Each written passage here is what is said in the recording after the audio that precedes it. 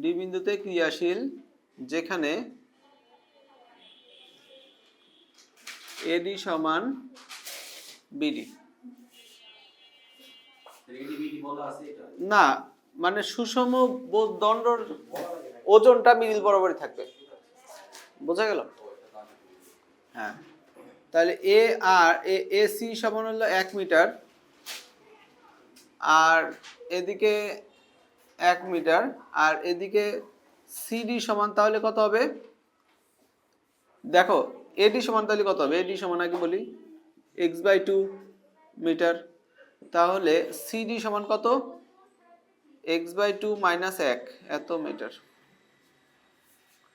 ওকে, তাহলে এখন